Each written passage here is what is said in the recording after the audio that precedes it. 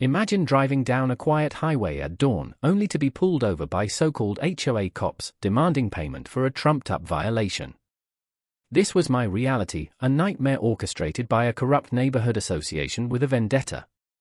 But what they didn't know was that a hidden dash cam would turn their power trip into their downfall.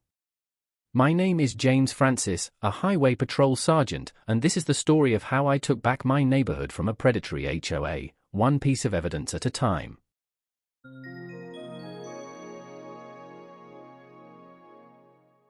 It was just before dawn on Highway 17 when red and blue lights flashed in my rearview mirror.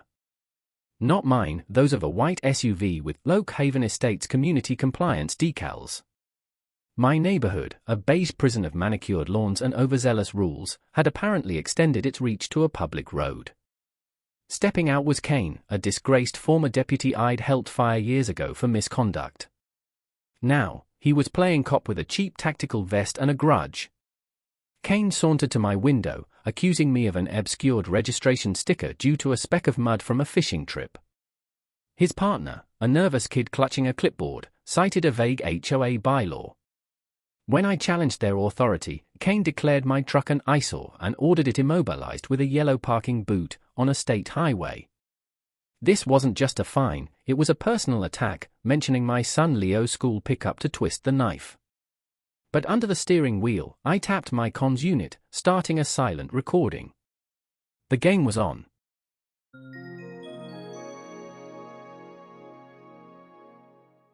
I played along, grabbing my coffee mug and phone, snapping photos of the boot, the sticker on my window, and their SUV with the highway marker in the background. As I walked back to Oak Haven, I called Anna, my research analyst wife, who was already digging into Councilman Dwyer and Rizzo's towing company. By evening, Anna uncovered a web of corruption. Dwyer's vague ordinance gave the HOA unchecked power, while Rizzo's no-bid towing contract funneled profits to their pockets. That night, the harassment escalated. A blinding spotlight lit up our home, followed by a drone buzzing over our fence, filming our private spaces. Our neighbor Finley, a retired accountant with a rebellious streak, jokingly threatened to hose it down.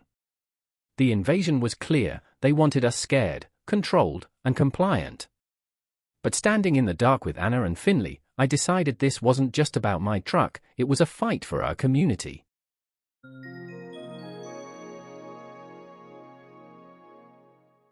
To understand their operation, I went undercover at Rizzo's tow yard, posing as a desperate man looking for car parts. The lot was a graveyard of neighbors' vehicles, towed for petty violations like rust or flat tires. In Rizzo's grimy office, I spotted a clipboard listing Oak Haven's tows, dates, plates, and fees. Offering a $50 bribe, I got 5 minutes in the yard, snapping photos of towed cars with Anna's secure app. Risking it all, I captured a blurry shot of the tow log through the office window. It was proof of their predatory scheme.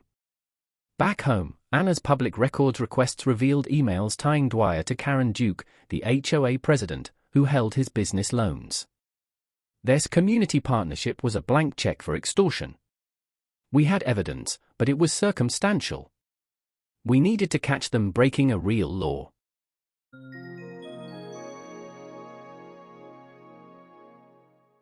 After paying $900 to free my truck, I had it fitted with hidden cameras wired to a 24/7 recorder. Parked in my driveway, it was bait.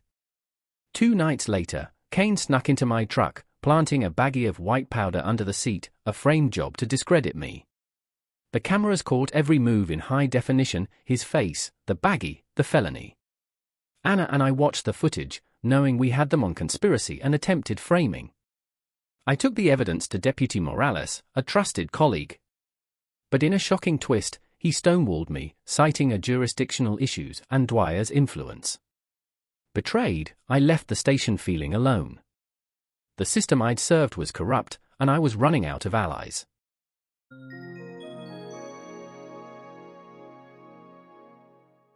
Karen Duke announced a mandatory compliance sweep, threatening to tow any vehicle with minor violations. But a cryptic text from Morales revealed it was a setup, a single-entry roadblock with a spike strip to trap residents.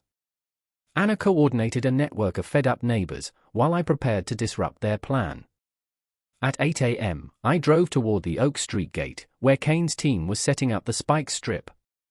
With Finley's leaf blower creating a distraction, I used a utility pole to flip the strip, causing a chain reaction crash that wrecked their tow trucks and SUV. As Kane raged, he assaulted Finley, shoving him to the ground. Instinct took over. I stepped in, deflecting Kane's shove and landing a clean punch. He collapsed, and the crowd of neighbors erupted in applause. The bully was down, and hope was rising.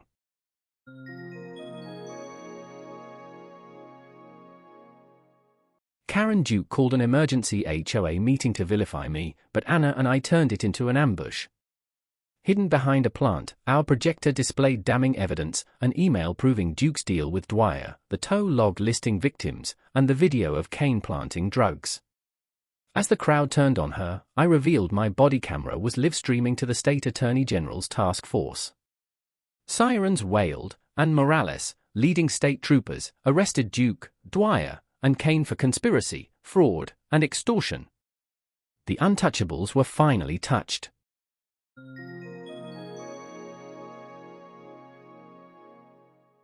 The fallout was swift. The State Attorney General labeled it organized crime, dismantling Oak Haven's compliance division. Duke took a plea deal, serving 5 years and losing her HOA role. Dwyer resigned, facing corruption charges, while Rizzo lost his business and Kane got the longest sentence for the drug plant. A class action lawsuit led by Finley secured restitution for victims. Oak Haven exhaled, kids played, flowers bloomed, and our home felt like ours again. This fight taught me that justice isn't just about the law, it's about people standing together against those who think they're untouchable. Secrets fueled Duke's empire, but truth brought it down. I'm James Francis, Highway Patrol, husband, father, and neighbor. If you bring a fight to my street, I'll end it, and I won't do it alone.